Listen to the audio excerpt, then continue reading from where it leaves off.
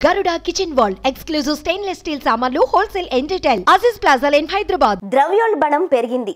అన్ని రేట్లు పెరిగిపోయాయి. మేమొచ్చామంటే రేట్లు అమాంతం దించేస్తాం.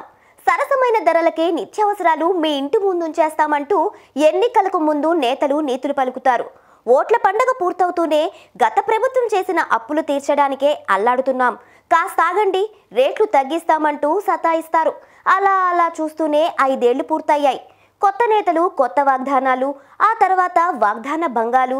ఈ పరిస్థితిని చూసి విసిగెత్తిన వారిలో ఎక్కువ మంది వీళ్ళింతే మారరు అంటూ సర్దుకుపోతారు.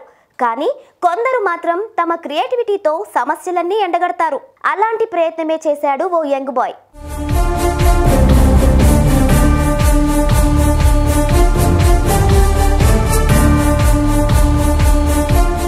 పెట్రోల్ ఉత్పత్తి రేటుకు, సగటు మనిషి దాని కొనే రేటుకు కొండంత తేడా ఉంటుంది.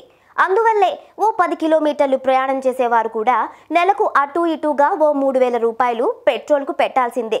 ఈ పరిస్థితి పట్ల అసహనంతో ఉన్న ఓ కుర్రాడు ఆఫీస్కు వెళ్లే ముందు తన రెగ్యులర్గా వాడే మోటార్ బైక్ను మూలపెట్టాడు. ఏకంగా ఓ గేదెను కొనేసి దాని మీదెక్కి రోడ్డు మీదకొచ్చాడు. పనిలో పనిగా తల మీద ఓ కుందేలు ఆకారంలో ఉండే టోపీ కూడా పెట్టేశాడు.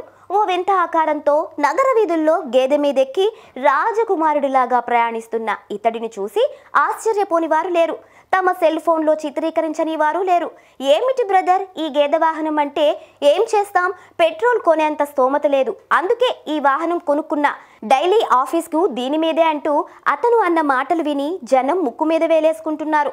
అవును మరి, పెట్రోల్ ఇలాగే రేటు పెరుగుతుంటే మనం కూడా ఇలాంటి గేదెల్నే కొనుక్కోవాల్సిందే అంటూ గొణుక్కుంటూ ముందుకు కదిలారు.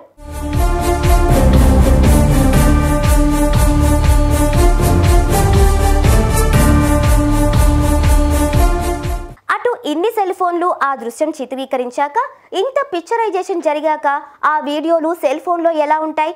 ఎంచక్కా సోషల్ మీడియాలోకి ఎక్కాయి. పాలకులకు జనం మూడు ఏమిటో చక్కగా విప్పి చెప్పాయి.